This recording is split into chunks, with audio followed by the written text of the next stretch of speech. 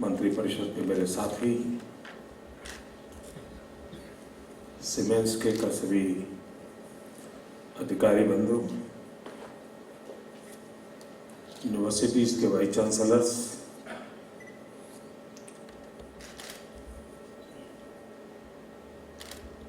आज 11 सितंबर है। 11 सितंबर को अमेरिका की धरती पर दो घटनाएं घटी। एक 19वीं शताब्दी में और दूसरी 21वीं शताब्दी में।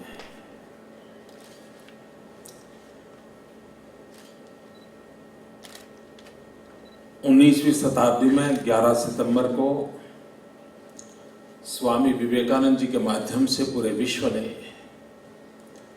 विश्व धर्म परिषद के मंच से मानवता के सामर्थ्य का अनुभव किया था, वसुधैव कुटुंबकम की भावना का अनुभव किया था।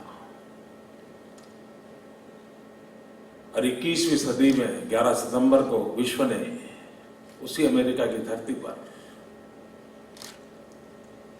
अमानवीय कृत्य क्या हो सकता है, मानवताहीन सोच क्या हो सकती है, उसका भी अनुभव किया था। और ऐसी 11 सितंबर को हम आज हमारी युवा पीढ़ी देश और दुनिया को क्या दे सकती है, उसके लिए रास्ते खोज रहे हैं। आज सुबह से हम लोग मंथन कर रहे हैं, लेकिन इस सारी प्रक्रिया का यश किसी को जाता है तो यश लॉर्ड भिगो पारिक जी को जाता है।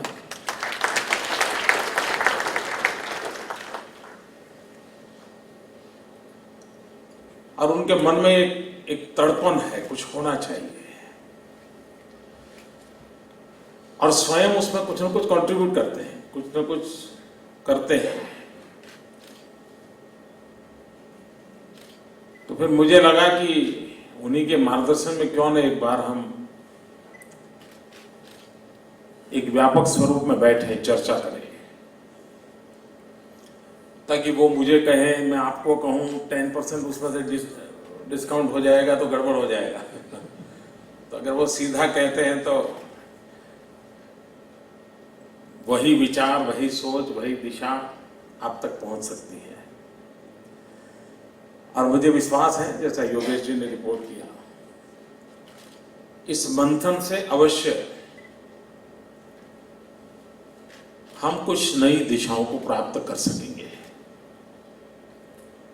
और जब ये सोच आप लोग भी करते होंगे तो आपको भी ध्यान में आया होगा कि सचमुच में हम कहां खड़े हैं। कभी कभी एक स्कूल में जो हेडमास्टर जी होते हैं, उनका पूरा दिन कितने टीचर आए, कोई टीचर नहीं आया तो उसके खाली जो ताश है उसमें किसको भेज दूं, आज वो प्यून नहीं आया तो क्या करूं, है तो हेडमास्टर, लेकिन पूरे दिन सफाई हुई कि नहीं, पानी आया कि नहीं, बच्चों का क्या, उसी में लगा रहता है, उसका कोई कंट्रीब्यूशन नहीं होता है। मैं आपके विषय में नहीं कह रहा हूं,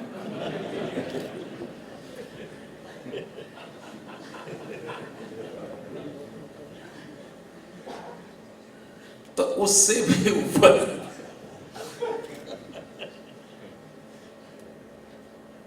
हम लोगों को कुछ सोचना पड़ेगा, कुछ करना पड़ेगा। और आवश्यकता हो तो मैं तो मानता हूं यूनिवर्सिटी मैनेजमेंट का डिपार्टमेंट अलग कर दिया जाए, यूनिवर्सिटी का पूरा एकेडमिक वर्क का डिपार्टमेंट अलग कर दिया जाए। कभी सोचा जा सकता है, क्योंकि जब तक हमारा एकेडमिक दृष्टि से फोकस नहीं होगा, व्यवस्थाओं में ही जिसको नेतृत्व करना है उसी की शक्ति अगर व्यवस्थाओं में लगी रहेगी तो न हम दुनिया के बदलते हुए प्रवाहों को पकड़ सकते हैं, न हम हमारे सामर्थ्य को प्रवाहित कर सकते हैं। और इसलिए कभी न कभी हम लोगों ने सोचना होगा कि हम हमारे पूरी व्यवस्था को कैसे परिवर्तित करें ताकि वो ज्यादा जो मुख्य काम है शिक्षा का, दीक्षा का, रिसर्च का, अनुसंधान का, इनोवेशंस का, वो हमारी फोकस एक्टिविटी के रूप में कैसे उभरे, तब जाकर के हम कुछ समयानुकूल परिवर्तन ला सकते हैं। यूनिवर्सिटी का इतिहास 2600 वर्ष पुराना है। 2600 वर्ष से यूनिवर्सिटी नाम की व्यवस्था चल रही है और उसमें 1800 वर्ष तक भारत का नेतृत्व रहा है। गुरुकुल से लेकर के विश्वकुल तक 1800 साल तक, चाहे नालंदा हो, तक्षशिला हो, वल्लभी हो, इस धरती का बहुत बड़ा कंट्रीब्यूशन रहा। लेकिन 800 साल का कालखंड बहुत ही रक्षणात्मक रहा। हमारा बचा कैसे रहे, कोई छीन न जाए, कोई लूट न जाए, हम अपने आप को बचाने में संघर्ष करते रहे 800 साल तक। और उस 800 साल के कालखंड में समयानुकूल जो परिवर्तन होने चाहिए वो हुए नहीं। हम बचाए रखने में लगे थे। आशा थी कि देश आजाद होने के बाद उस मुक्ति के श्वास के साथ हम 18 साल पुरानी जो विरासत थी, जो हर युग के लिए समय और समाज को कुछ न कुछ देने की ताकत रखती थी, उसके साथ फिर एक बार जुड़ेंगे। लेकिन दुर्भाग्य से हम जहां थे वहां से भी नीचे चले गए। अनेक आक्रमणों के बाद भी 800 साल तक बचाए रखने में हम सफल हुए थे। लेकिन पिछले 60 साल में हम बचाने की तो बात छोड़ दीजिए, जहां थे वहां से गिरते चले गए। ये चक्र पुनः प्राणवान, सामर्थ्यवान और दिशा दर्शक कैसे बने, उस पर अगर हम नहीं सोचेंगे तो आने वाली पीढ़ियां हमें माफ नहीं करेगी। मैंने एक बार जब गुजरात में गोल्डन जुबिली ईयर था तो सोचा गोल्ड शब्द के कारण कि जितने गोल्ड मेडलिस्ट हैं उनको इकट्ठा करूंगा और काफी गोल्ड मेडलिस्ट का एक समारोह किया था। लेकिन मैं निराश हुआ था। आई एम सॉरी टू से। मैंने कहा यही हमारा खजाना है क्या? मतलब जहां से उसको पाना चाहिए वहां से मिला नहीं होगा। न वो ओज था, न वो तेज था, न कॉन्फिडेंस था। मैं परेशान हो गया था। हो सकता है मेरा उनकी एबिलिटी हो, लेकिन मैं जान ना पाया हूं, वो भी हो सकता है। लेकिन पूरा दृश्य जो था वो उत्साहवर्धक नहीं था। क्यों न हम इन चीजों पर बल दें। अब कुछ विचार हमने किए यहां पर कि ये करेंगे, ये करेंगे, ये करेंगे। अभी जैसे सीमेंस के साथ यहां 5 सेंटर फॉर एक्सीलेंसी के लिए एग्रीमेंट हुआ है। अब ये सिर्फ एकेडमिक एक्टिविटी नहीं है। गुजरात की और देश की आने वाली आवश्यकताओं की पूर्ति का प्रयास शिक्षा क्षेत्र में हम करना चाहते हैं। आज हमारे देश में करंट अकाउंट डेफिसिट की चर्चा हो रही है। रुपया गिरता चला जा रहा है और उसका मूल कारण इंपोर्ट एक्सपोर्ट में हमारी बैलेंस बिगड़ गया है। उसका एक कारण क्या है? यह देश इतनी बड़ी मात्रा में डिफेंस इक्विपमेंट इंपोर्ट करता है कि सारा हमारा खजाना खाली हो जाता है। क्या हमारे देश में ऐसी कॉलेजेस नहीं है? क्या हमारे देश में ऐसे इंजीनियर्स नहीं है जो हम डिफेंस ऑफसेट के अंदर कुछ कंट्रीब्यूट करें? क्या भारत की सुरक्षा के लिए सेना में जाएं तभी भारत माता की सेवा होती है क्या? क्या एक इंजीनियरिंग कॉलेज की लैब में बैठ करके डिफेंस ऑफसेट के लिए काम करके क्या मैं भारत मां की सेवा नहीं कर सकता हूं क्या? क्या मानव जात की रक्षा के लिए मैं कोई संशोधन नहीं कर सकता हूं क्या? ये मूलभूत चिंतन, और उसी में से एक आज जो काम किया है डिफेंस ऑफिसर्स की दिशा में हमारी यूनिवर्सिटीज क्यों न नई योजनाओं को लेकर के आए। ग्लोबलाइजेशन का जमाना है, वर्ल्ड ट्रेड का जमाना है, सामुद्रिक व्यापार बहुत तेजी से बढ़ रहा है, लेकिन शिप रिक्वायरमेंट की पूर्ति नहीं हो रही है। आज बहुत बड़ी शॉर्टेज है। अकेला कोरिया छोटा सा देश 40% शिप मेकिंग के कंट्रीब्यूशन कर रहा है, और जबकि हमारा देश इतना बड़ा, हमारा सामुद्रिक तट होने के बावजूद भी हमारा शिपिंग इंडस्ट्री में कंट्रीब्यूशन 2% भी नहीं है। एक छोटा सा देश को south Korea and Gujarat are as good as equal, उनके भी शायद 5-6 करोड़ की जनसंख्या है, हमारी भी 5-6 करोड़ की जनसंख्या है। उनका भूभाग हमारा भूभाग समान है, उनका कोस्टलाइन हमसे आधा भी नहीं है। उसके बाद भी कोरिया ने 40% शिप बिल्डिंग के बिजनेस को कैप्चर किया हुआ है। हमारे पास 1600 किलोमीटर का समुद्री तट गुजरात के पास है, हमारे पास स्टील इंडस्ट्री है। शिपिंग की दुनिया में, यानी शिप मैन्युफैक्चरिंग पुराने जमाने में, आज से 800, 1000, 2000 साल पहले हम लोगों की मास्टरी थी। हम दुनिया को शिप देते थे, वो सब खत्म हो गया। अगर हम इस एक्सेलेंस को यहां डेवलप करेंगे, संभावनाएं बड़ी बड़ी है, हो सकता है हम देश की इकोनॉमी में बहुत बड़ा कंट्रीब्यूशन करेंगे। गुजरात आज एशिया का ऑटोमोबाइल हब बन रहा है। आईटीआई से लेकर के इंजीनियरिंग कॉलेज तक ऑटोमोबाइल एक मोस्ट फोकस एरिया होना चाहिए। इवन हमारे छोटे छोटे मैन्युफैक्चरिंग सेक्टर है, उनको भी हमने बताना पड़ेगा।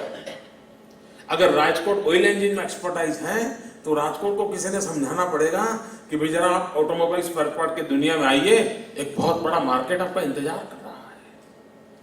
हमारा human resource development economical development के साथ मैच अगर हम करते हैं, तो मैं नहीं मानता हूं एम्प्लॉयबिलिटी के इश्यूज खड़े होते हैं। और आज एक सबसे बड़ी समस्या है, हम जिस यूनिवर्सिटियों के पीछे इतना खर्च करते हैं, इतना धन लगाते हैं, इतना ह्यूमन रिसोर्स लगाते हैं, स्टूडेंट्स के इतने मूल्यवान जीवन के वर्ष खपाते हैं, मैं मानता हूं 18 से 25 साल की उम्र इतनी मूल्यवान उम्र होती है, वो हम उस 4 दीवारों में कब्जा करके बैठते हैं। और उसके बावजूद भी जब वहां से निकलता है तो एम्प्लॉयबल नहीं है, ये जब सुनता है तो उसको अपनी जिंदगी के 5 साल 7 साल बेकार गए, कोई, यानी कितना बड़ा ह्यूमन वेल्थ का हम वेस्टेज कर रहे हैं। क्यों ना हमारे दिल में वो आग हो, एक तड़पन हो कि भाई मेरे हाथ से निकला, बस लोग उसको ढूंढते हुए आएंगे। बीच में हमने एक प्रयोग किया माइक्रोसॉफ्ट के साथ,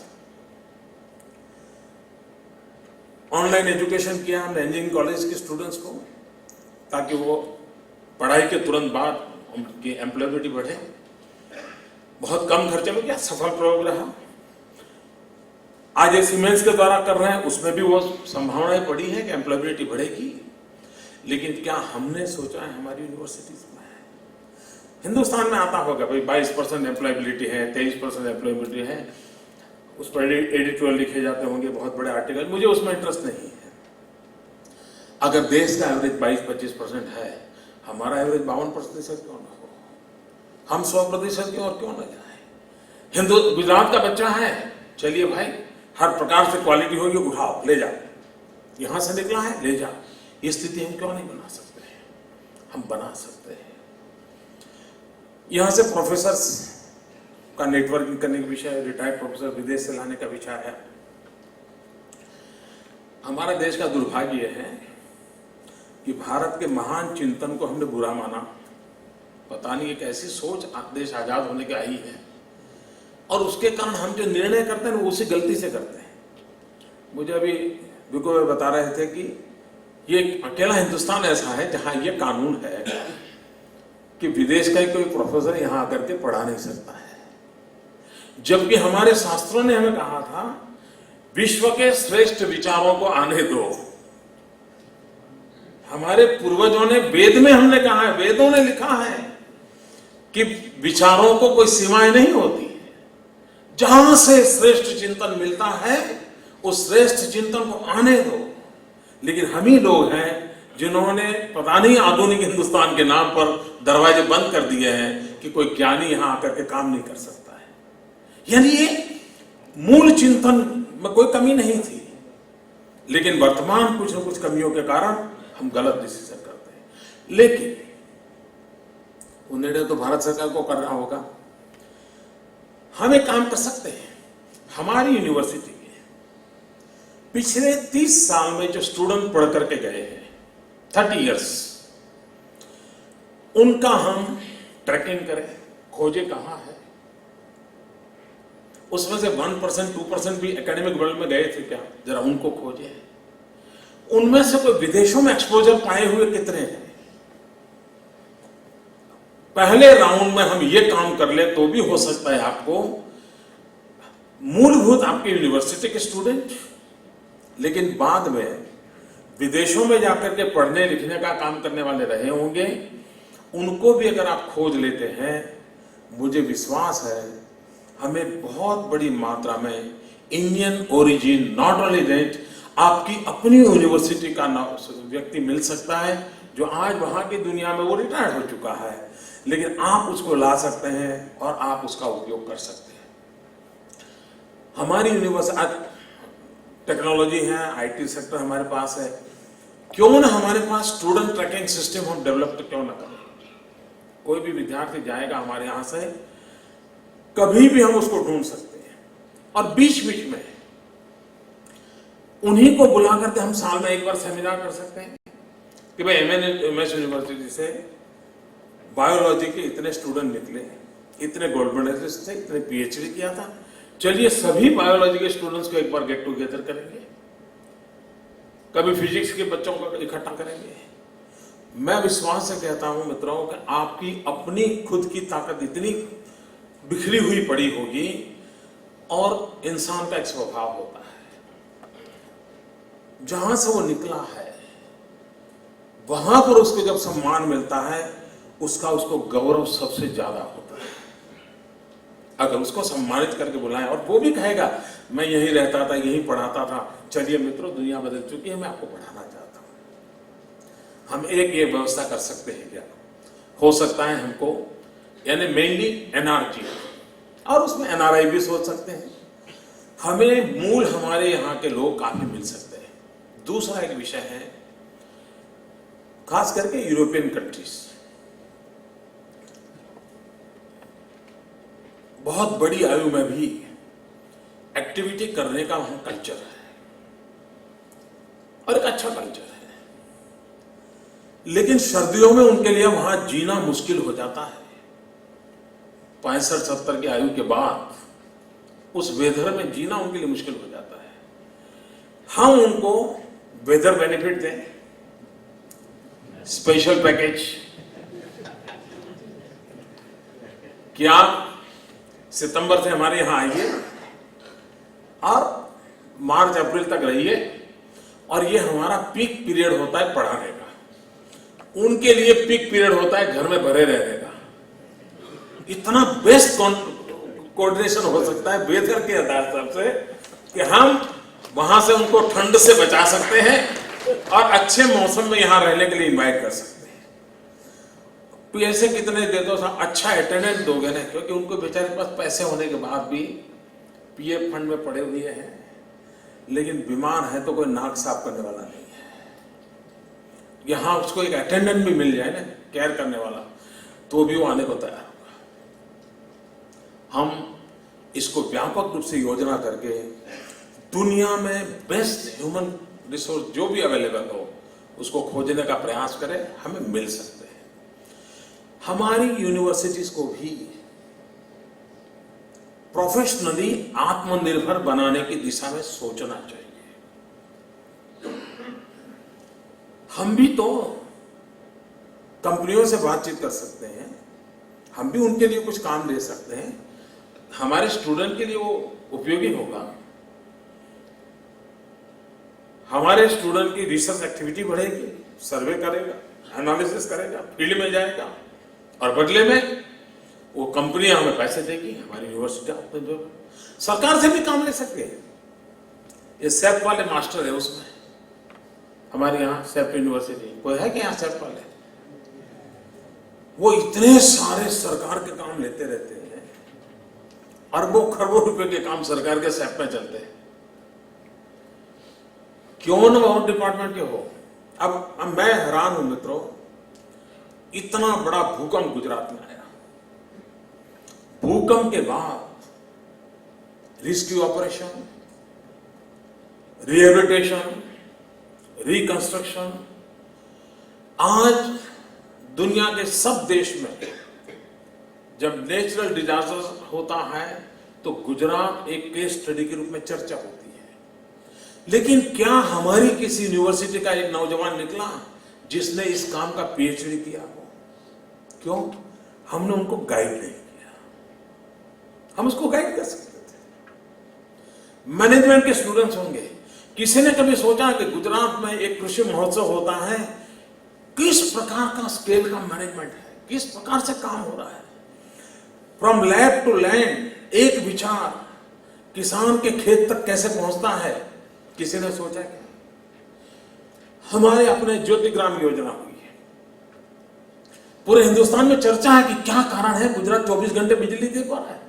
लेकिन क्या किसी यूनिवर्सिटी ने एकेडमिक रिसर्च किया कि भाई ये इनिशिएटिव कैसे हुआ, टेक्नोलॉजिकल सॉल्यूशन कैसे निकाला, फाइनेंशियल हेल्प कहां से मिली, लोगों को बेनिफिट हुआ, क्या बेनिफिट हुआ, क्या सिर्फ घर में टीवी चालू हुआ कि और भी कुछ हुआ? अगर हम सोशल साइंटिस्ट के रूप में उसका एनालिसिस करते हैं, इकोनॉमिस्ट के रूप में एनालिसिस करते हैं, टेक्नोलॉजी के रूप में एनालिसिस करते हैं, मैं जरूर मानता हूं देश को हम कुछ कंट्रीब्यूट कर सकते थे। हमारे देश में हम लोगों का यह स्वभाव नहीं है। हमारे लिए हर घटना अखबार की सुर्खियों से सिवा लंबा भविष्य नहीं रखती। यूनिवर्सिटी ऐसा नहीं होती। यूनिवर्सिटी के लिए हर घटना की तरफ उसका ध्यान चले, उसको ट्रैक करना चाहिए डिपार्टमेंट को। अच्छा भाई देखिए ये घटना घटी है, क्या सोशल साइंस के डिपार्टमेंट के हो, चलिए ट्रैक करो क्या क्या हो रहा है, कैसे हो रहा है, कैसे डेवलप हो रहा है, कौन सी साइकिल काम कर रही है। इसके लिए कोई बहुत बड़ा एयर कंडीशन कमरा चाहिए और कोई बहुत बड़ा विदेश से कोई गाइड करने वाला चाहिए, तब होता, ऐसा जरूरी नहीं है मित्रों। आवश्यकता है हमारे गिवन सिचुएशन में। अब हमारे यहाँ लॉ यूनिवर्सिटी में छोटा सा हम लोगों ने सुझाव दिया कि हमारे लॉ फैकल्टी के जो स्टूडेंट्स हैं, क्यों ना हाई कोर्ट जजेज और सुप्रीम कोर्ट के जजेज के साथ उनको अटैच किया जाए। मित्रों, हमारे लॉ यूनिवर्सिटी से नौजवान सुप्रीम कोर्ट के जजेज के साथ अटैच के रूप में जा रहे हैं, गुजरात के हाई कोर्ट के रूप में जाते हैं।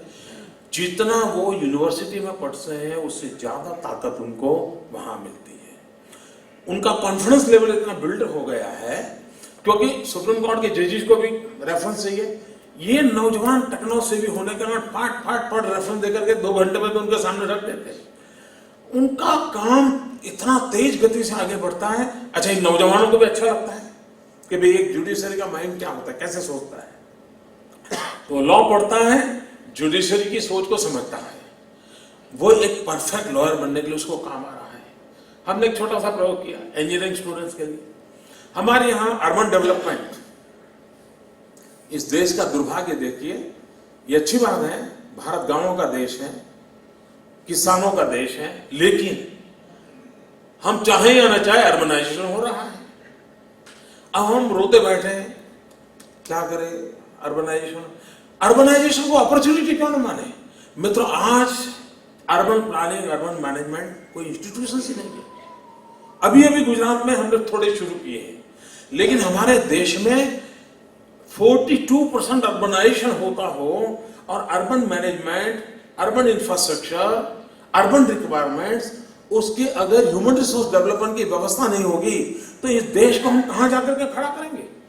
तो ये यूनिवर्सिटी का इनिशिएटिव होना चाहिए। दिजान से एरियाज, इस एरिया में हमको जाना पड़ेगा, हमें इन कामों को करना होगा। और मैं मानता हूं, गुजरात में जब मैं 2005 में अर्बन डेवलपमेंट ईयर मना रहा था, एक ऐसी चीज ध्यान में आई तो मैं हैरान हो गया। अर्बन नगर पालिका है, चुनाव होते हर 5 साल में, नया आदमी प्रमुख बन गया, प्रमुख बनकर के क्या काम करता है? 40-50 लोगों को नगर पालिका में नौकरी दे देता है, उसका वो अधिकार क्षेत्र में है। और चाचा, मामा, मौसी, दोस्त, यार, कार्यकर्ता बिकना फलाना, और ज्यादातर क्लेरिकल काम के लिए। नगर पालिका में क्लेरिकल काम 10% भी नहीं है। नगर पालिका में 90% टेक्निकल काम है। उसको रास्ता बनाना है, उसको ड्रेनेज बनाना है, उसको पानी की पाइपलाइन बनानी है, उसको बिजली के खंभे डालने, ये सारा इंफ्रास्ट्रक्चर रिलेटेड टेक्निकल काम है। लेकिन नगर पालिका का 90% स्टाफ, 100% मैं तो कहता हूं, ये क्लेरिकल स्टाफ था। हमने वो अर्बन डेवलपमेंट ईयर में देखा, मैंने कहा तुमको अगर गुजरात सरकार से पैसा लेना है, सबको छुट्टी करो, और करवाई। लेकिन बाद में हमें टेक्निकल स्टाफ चाहिए, मिल नहीं रहे थे। आखिर का हमने क्या किया कि इंजीनियरिंग के स्टूडेंट्स जो हैं फाइनल ईयर में है, तो 6 महीने 8 महीने उनको इंटर्नशिप के लिए नगर पालिकाओं में भेजा, उनको पैसे दिए, और एक टेक्नो सेवा नाम का एक प्रोजेक्ट चालू किया है। आप लोगों को मालूम है, आपकी यूनिवर्सिटी के कई स्टूडेंट जा रहे हैं। 2 काम में होने लगे, वो नौजवान हमारा तैयार होने लगा, उसके एम्प्लॉयबिलिटी बढ़ रही है, और उधर नगर पालिका की समस्याओं का समाधान होने लगा। यानी हम अपनी सारी व्यवस्थाओं को ओवरऑल विकास की जो डिजाइन है उसके साथ जोड़ पा रहे हैं क्या? हम वाइब्रेंट समिट करते हैं, वाइब्रेंट समिट के बाद इन्वेस्टर्स एंड यूनिवर्सिटी की राउंड टेबल कॉन्फ्रेंस करते हैं। इन्वेस्टर्स को पूछते भाई तुम्हें किस प्रकार की ह्यूमन रिसोर्स की आवश्यकता है। यूनिवर्सिटी को कहते हैं देखिए इसकी रिक्वायरमेंट की अभी शुरू करो, उसकी फैक्ट्री 3 साल में बनेगी, तब जब नौजवान तैयार हो जाएंगे उसको तुरंत काम मिल जाएगा। आज हमारे इंजीनियरिंग कॉलेज के स्टूडेंट्स हैं, आईटीआई के पूरे सिलेबस, आईटीआई टेक्निकल वर्क का सबसे छोटी इकाई है, केजी समझ लीजिए आप। लेकिन अगर हम उसको अपग्रेड नहीं करते और हम चाहें कि हम मैन्युफैक्चरिंग सेक्टर में बहुत बड़ा अचीव कर लेंगे, क्योंकि हमारी यूनिवर्सिटी बहुत अच्छे प्रोजेक्ट बनाती है, नहीं होने वाला है। टेक्निकल क्षेत्र में सफलता के लिए सबसे छोटी इकाई आईटीआई का भी एक लड़का जो 6-8 महीना पढ़ करके आया है, टर्नर हो, फिटर हो, प्लम्बर हो, उसका भी बहुत बड़ा उपयोग है। क्यों ना हम हमारे इंजीनियरिंग कॉलेज के स्टूडेंट्स को 4 वीक, 6 वीक, 8 वीक आईटीआई में पढ़ाने का कंपलसरी क्यों ना करें? वो जो पढ़ता है वो आईटीआई के बच्चों को जाके पढ़ाए, अपने आप में उसको अपने ज्ञान का प्रैक्टिकल लेवल क्या है, खुद क्या कठिनाई अनुभव चेंज आएगा किया जाएगा। मित्रों, ऐसा नहीं है कि कोई बहुत बड़ी चीजें बाहर से लानी पड़ेगी। हम अगर थोड़ा मन लगा करके चीजों को करें, रिसर्च के काम खुद करें। कुछ बातें ऐसी होती हैं, गुजरात की यूनिवर्सिटीज, किसी यूनिवर्सिटी ने कभी यह सोचा कि गुजरात का बजट कैसा हो? आपके पास डिपार्टमेंट तो है, आप भी आर्थिक विषयों की चर्चा करते हैं, आर्थिक विषय पर पीएचडी किए हुए लोग हैं। किसी ने सोचा क्या आपकी यूनिवर्सिटी ने एक डमी बजट बना करके गुजरात सरकार को कभी दिया? देखिए भाई, these are our suggestions. Every January हम गुजरात सरकार को कहेंगे कि देखिए ठीक है, करो ना करो आपकी मर्जी, लेकिन हम जो लोग हैं फील्ड में हैं, सर्वे करते हैं, रिसर्च करते हैं, ये हमारा डमी बजट है, हम आपको देते हैं, मीडिया में जाने के लिए नहीं। मैं मानता हूं कि आज अमेरिका में कोई भी पॉलिसी बनती है, उसका 80% इनपुट रिसर्च और यूनिवर्सिटी से आता है, स्कॉलर से आता है। उनको अगर तिब्बत के साथ फॉरेन रिलेशन करना है तो तिब्बत का रिसर्च उसके पहले 25 यूनिवर्सिटी करके आ जाती है, वो इनपुट देती है। हम जब तक हमारी इस इंटेलेक्चुअल प्रॉपर्टी को डेवलपमेंट के साथ नहीं जोड़ेंगे, हमारे एकेडमिक वर्ल्ड को हमारे डेवलपमेंट मॉडल के साथ अनुरूप नहीं बढ़ाएंगे, मैं नहीं मानता हूं कि हम इच्छित परिणाम को प्राप्त कर सकते हैं। हमारी एम्प्लॉयबिलिटी के सामने जो सवाल है उसका मूल कारण ये नहीं कि स्टूडेंट में कमी है, इसका मूल कारण ये है कि सिलेबस में कमी है। मूल कारण ये है बदलती हुई दुनिया के साथ हम मैच होने वाला जो लिंकेज है वो टूट चुका है। उस लिंकेज को हम कैसे बनाएं? अगर उसको हम बनाते हैं तो मुझे विश्वास है मित्रों कि हम बहुत बड़ा योगदान कर सकते हैं। आज के इस समारोह में लॉर्ड भिखू पारेख जी ने काफी अच्छे सुझाव दिए हैं। उन सुझावों को लेकर के हम अपनी तरफ से करें। और एक मेरी आपको प्रार्थना है कि जिस प्रकार से वाइस चांसलर लेवल पे आप मिलते हैं, क्यों ना आप भी अपने ही गुजरात में, चलिए भाई बायोलॉजी डिपार्टमेंट, सभी यूनिवर्सिटी के बायोलॉजी डिपार्टमेंट के लोग इकट्ठे आए, जरूर पड़े तो स्टूडेंट्स भी इकट्ठे आए, 2 दिन 3 दिन का सेमिनार हो, उसमें कोई ग्लोबल लेवल के लोग हैं तो उनको बुलाएं, फिजिक्स के सभी कॉलेज के फिजिक्स वाले इकट्ठे आ जाए, मानो म्यूजिक कॉलेज है सभी कॉलेज के म्यूजिक वाले इकट्ठे आ जाए, फाइन आर्ट्स है तो फाइन आर्ट्स वाले इकट्ठे आ जाए। कम से कम हमारा डिपार्टमेंट एंड सब्जेक्ट लेवल पर साल में कम से कम हर सब्जेक्ट का एक गुजरात लेवल का कोऑर्डिनेशन का काम हो सकता है, हम कर सकते हैं। और आप देखिए सौराष्ट्र यूनिवर्सिटी का हिस्ट्री डिपार्टमेंट की एक ताकत होगी, एमएस यूनिवर्सिटी की दूसरी होगी, साउथ गुजरात यूनिवर्सिटी की तीसरी होगी, सब मिलेंगे उसमें से एक नई ताकत पैदा होगी। प्रैक्टिकल सॉल्यूशन निकल सकते हैं। उन प्रैक्टिकल सॉल्यूशन को लेकर के अगर हम चलें तो मित्रों, जो 800 साल की स्थगितता आई है और पिछले 60 साल की जो गिरावट आई है, उसमें से हम उभर सकते हैं। इनहेरेंट हमारे भीतर बहुत सी अच्छाइयां पड़ी हुई है, हम पहचाने और पहचान के लेकर के आगे बढ़े। मैं सीमेंस के मित्रों का, भाई श्री सुमन का बहुत आभारी हूं कि एक अच्छा इनिशिएटिव लिया है। और मैं आपको विश्वास दिलाता हूं कि आप जो इन्वेस्टमेंट कर रहे हैं, ये इन्वेस्टमेंट रंग लाएगा, अच्छे काम होंगे, अच्छे ढंग से होंगे और आपको इस काम में दुनिया के सामने एज सीमेंस कंपनी मॉडल के रूप में आप अपने इनिशिएटिव को रख सके। इतनी सफलता के साथ हम इस काम को आगे बढ़ाएंगे। बहुत बहुत धन्यवाद।